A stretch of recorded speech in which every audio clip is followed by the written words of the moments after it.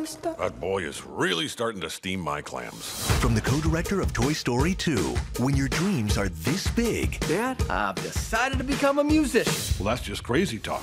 You need a teacher this amazing. Angus, scattergood. Want to be a rock musician, you gotta have a proper axe. Pick one, anyway. How about that one? No, not that one. This one I No, like. not that one. What about this one?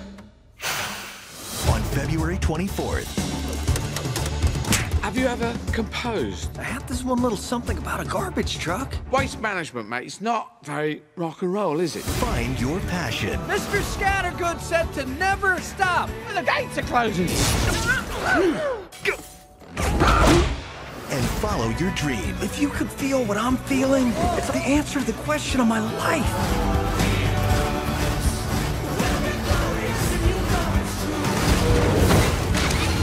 You were totally on fire. You blew up my room. You blew up my room. Rock Dog. Welcome, Mae. Hi, guys. How fun. We're all so cozy in here. Yeah, we're going to have a lot of fun great. today. Hey, guys, how is everybody? Yeah, Good? how is everybody? We're excited to see Mae, because I am. I'm very excited. No, keep it to yourselves. I mean, geez, hold your applause till the end. No, it's okay. I'm just kidding. I'm so happy to be here. Hi. Okay. You got this animated movie. Yes. Which, doing a little bit of research on you, you actually voice or do a lot of voice work in Hollywood. So is that something that drew you into Rock Dog? Yeah, for sure. I mean, first of all, I love the concept, and I really love the whole team putting it together. I do a lot of animation, which is like so fun. It's the best thing in the world to do. You just get to have so much creative fun with it, and you don't have to look a certain way, or you can be in sweatpants. It's just like, there's so much freedom to just go in there and play around, and everybody in the voiceover world is like so talented, you know? Everybody can do these crazy impressions, and you just basically make jokes for like 6 hours in a room, and then occasionally say what you're supposed to say. And it's really, really fun. And with this, first of all, I really loved all the team working on the animation and everybody behind the production of it. And then I also just loved the concept of having a message for kids right now that like is really about individuality and celebrating your dreams, whatever that is, and really like not letting other people tell you. You know, it seems like it's like an easy concept, but I find that in the world we live in, it's sort of not maybe celebrated enough with kids. And so I feel like it's just an important movie to make kids, you know, realize that you gotta work for it, and no matter what people tell you that you can and can't do, you kind of gotta keep on your own path and like trust what you know in your heart is what you really love to do. So I always like to kind of communicate that stuff if you're gonna make a movie at all. You know, it's all communication. This film definitely has a great message, and if you can give everyone a little taste of it. So like a boombox falls out of the sky. Yeah, so this kid, Bodhi here, you know, he's a very good dog. But, you know, I don't want to give too much of it away because it's kind of cool. But basically, they live in this very cool area, this, like, Tibetan mountain. And there's, you know, some bad guys. And his dad basically has an idea of what he wants Bodhi to do and who he wants him to be. And Bodhi's completely in love with music. He finds music from this radio that falls from a plane. And he's like, can't believe what this is, and he becomes obsessed with wanting to be a musician. And so it's sort of about him overcoming all of his own doubts and the doubts of other people, and sort of trying to reckon. Also, like, I'm an only child, and so my parents and I are like super tight, and sometimes it's hard to get your vision, what you actually want, or what you're like what you want to do and what your dreams are. I mean, I never had a problem with that because I get to do what I want to do, but I know so many people and kids who really struggle to try to please their parents and validate their family, you know, sometimes at the cost of their own dreams. So I think this is like a really good example of how to kind of balance your life out and make it your own while still, you know, being close and being loving with your family. Yeah, sure.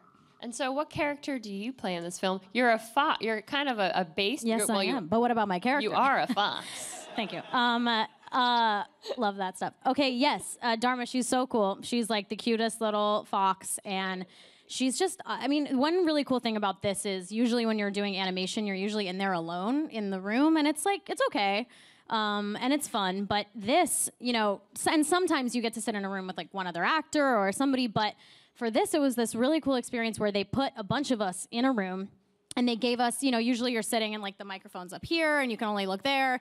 But they actually put little mics on us so we could like walk around in the room. And there's like some scenes where we're like walking around and throwing a ball around. And so we actually did that to like get the feeling of what it felt like. And they were really open to us like improvising. And so a lot of it is just like us hanging out in the room. And it's so great. I mean, it's such an amazing cast, like Luke Wilson and everybody, it's like Matt Dillon and all these people. So it's just really, I feel like it has a very natural vibe, whereas sometimes like things can feel really contrived, especially for kids. I feel like people are sometimes condescending or don't think that kids, recognize a more honest vibe. And I feel like with this, they really paid attention to the details and wanted to build the relationships and have it feel like a natural situation. So it was also just super fun to record, to just go in and hang out and get to know people. Yeah, that's awesome, because you usually hear with these animated films that you're alone in a booth and then you never get to meet your co-stars and you kind of just, hear it or watch it when it's finally out. So how many of you were in a room at a time, and what was the vibe like?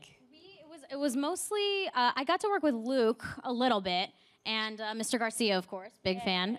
We worked actually together the most, I would say. Because our characters are kind of always ribbing each other, and it was really fun because we kind of got to like sass each other and throw little, like, they were, again, super open to improv, and they would kind of just describe the scene to you and then be like, yeah, make whatever jokes you want, and kind of, what would you say to him if he said this, or blah, blah, blah. So it was just kind of fun because when you get to kind of bring some of yourself to a character, it feels, you care about it more. You know that somebody trusts you with this story and this person. So it just feels like more a part of your heart, and you can like put a little bit of yourself in there. And what do you like most about voice work? Because like you said, you could be in your sweatpants. But I imagine that you're just like, unfiltered. You're just in there. There's no cameras on you, and you can kind of just be free.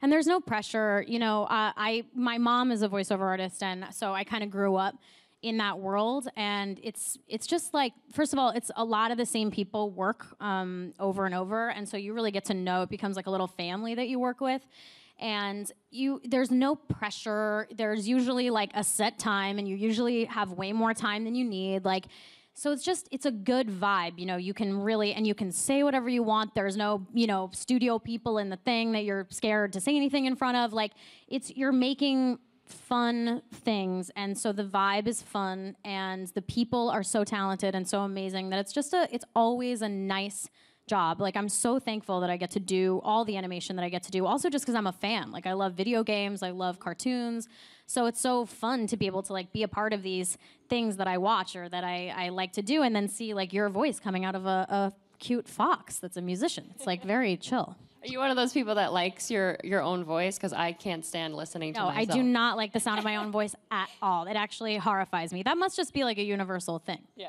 I also, as if I would sit up here and I'm like, yeah, I got a great voice. Yeah, I love the my sound of my voice. Like, no, obviously not. But no, I think it's like a specific thing. I don't know anybody that actually likes the sound of their own voice. Have you ever been like hanging out in your place and a show's on and you just hear your voice coming from an animated character? Who's that beautiful dream angel I'm hearing? No, that hasn't happened. But it's interesting because I also don't, I feel like, that thing where you don't really like know what you look like? Like, I feel like I don't really have the clearest picture. It's like, I don't really know what I sound like, I don't feel like, but I know it must be somewhat distinctive because I was actually here and I was like walking along Central Park recently and just like talking, and there was like a guy with his little girl behind me, and he like, not even without seeing my face, he was like, excuse me, are you the voice of Tinkerbell? And I was like, oh yeah, oh, that's so weird, yeah, so it was just kind of like a weird thing. So I guess I do have like a distinctive voice, but I don't hear it. One time I had a cold and I thought I sounded cool, but that was all because it was like down here, I was like, I can't come out today, dude, I'm too sick. I thought that sounded cool somehow. Find me a voice work right for today so I can do the rasp.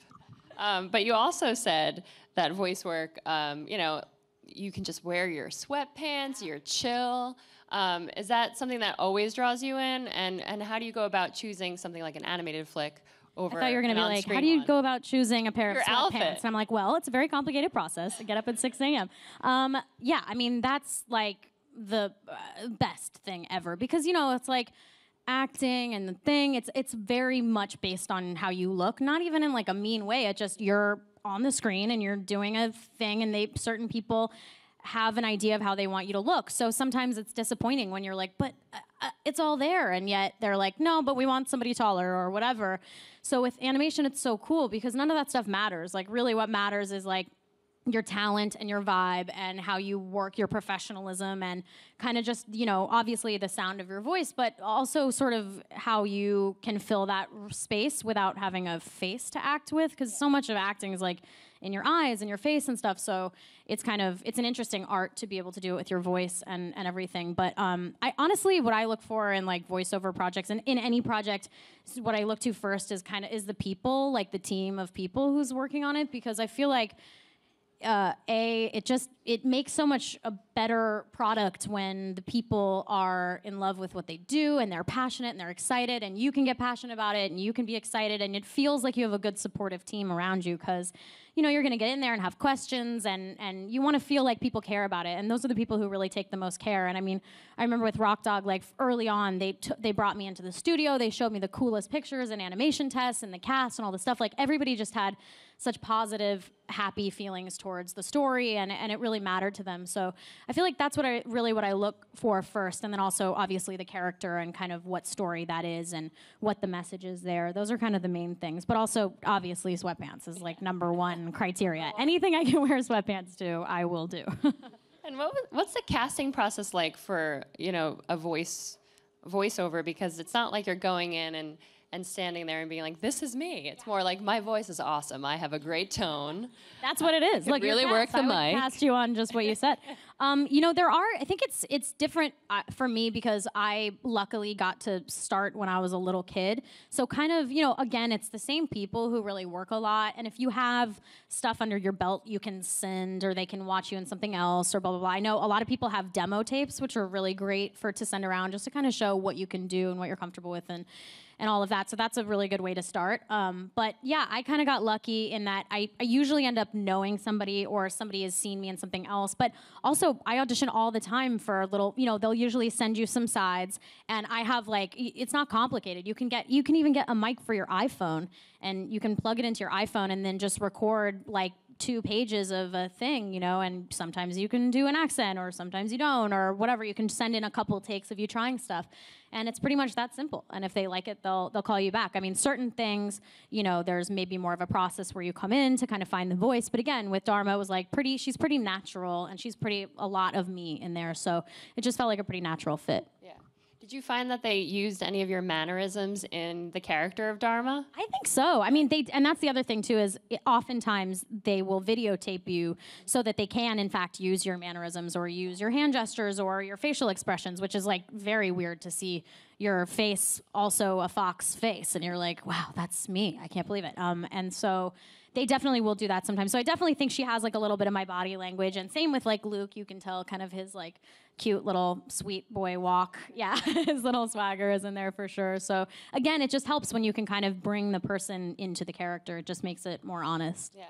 And do you have, you know, you mentioned impressions before. Can you do any impressions, or are there any sort of skills you whip out and you're like, you gotta hire me, look what I can do? Not really. I've been like, all my impressions are like too weird. They're like weird like actors from the O.J. Simpson miniseries, or like weird like two things that are like too specific. I do think I have like a good Drew Barrymore, but it's more about like my mouth position. But it's like, hi, you guys, it's so nice to meet you.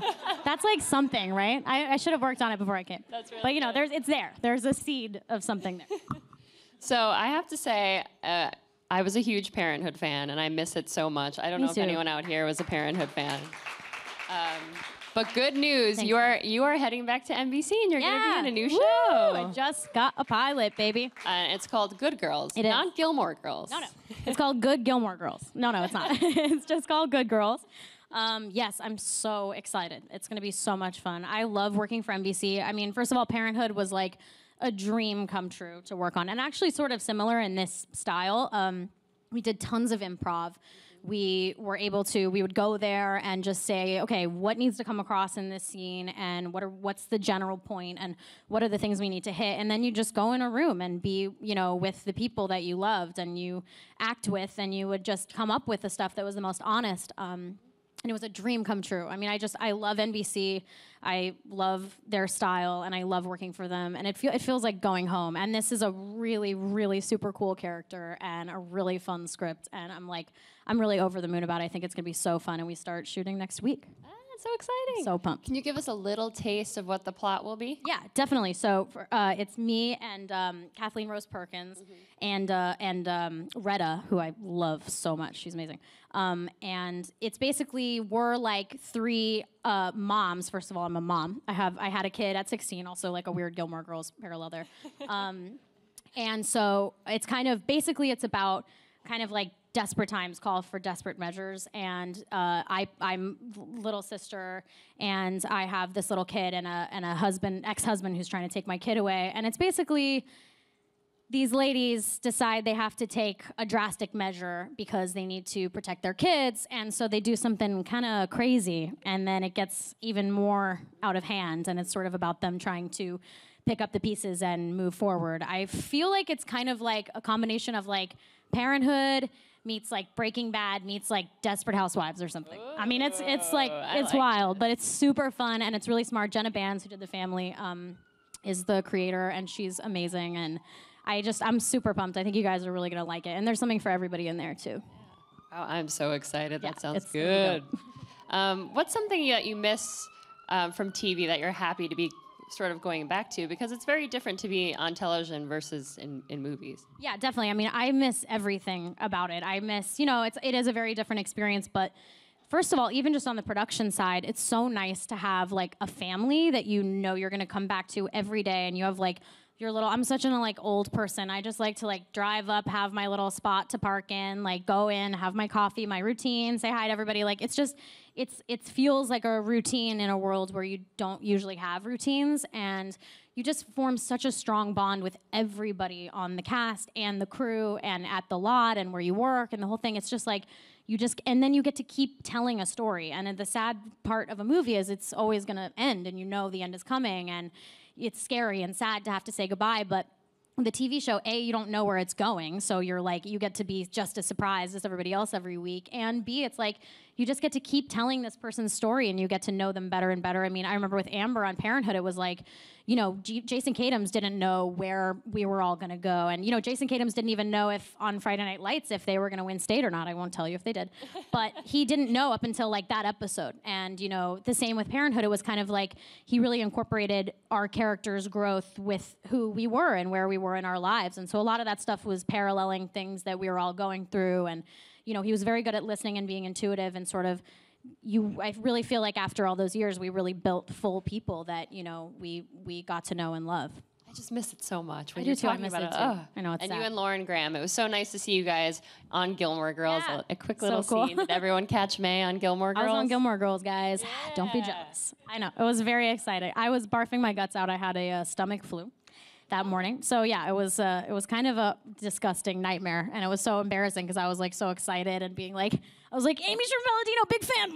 I'm sorry. Oh, I'm so sorry. It was like a lot of that kind of stuff. But it was the best. I mean, she's my best friend. We honestly, thank God we see each other even more now than we did when we were working together. We spend like almost every day together. So I just feel so lucky. I got to build that relationship with her and with Miles, who played my brother. I mean, he still lives with me. He's my roommate. So yeah, I still get to see everybody, but it's something I'll never forget. That was definitely a peak of my career. The peak. Oh my God. No, I'm just kidding. I'm still here. You're still young, still going. So it's like a true family. I mean, you've also played a lot of famous people's kids on screen. I don't know if everyone knows, but Mae Whitman was a huge child star as well. And you were the daughter in Independence Day. That's right. You were my favorite person in Hope Floats. Wow, thank you. I had big glasses on and a little belly. Yeah, very cute. When you look back on those days, what's some of the memories that you take away?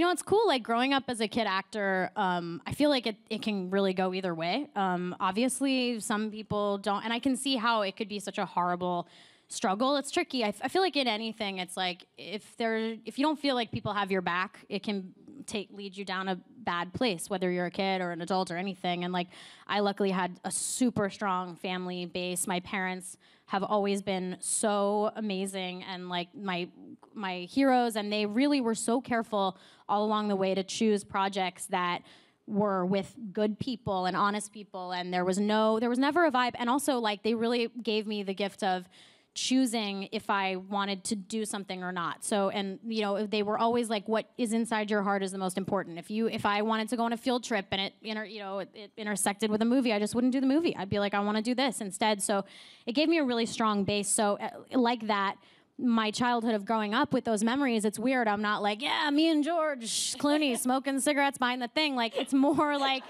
I had like it was more like a mix of, it just all felt like family. Like, I just felt like I had a big family growing up. And like, I think of the times that I was filming in Texas and Smithville, and like, I think equally of like hanging out with Harry Connick Jr. and Sandra Bullock, like genuinely feeling like, these are my friends, Mom, please go away. Like, genuinely. And then also like just hanging out in Austin and getting to be with my family and my parents. And like, I feel like I had such a rich upbringing just as far as the experiential system went, as far as like traveling and being with my family and meeting new people, and you get to meet the crew and have like all these people that can be so supportive if you're considerate. Like anything, you know, you just have to surround yourself with the right people.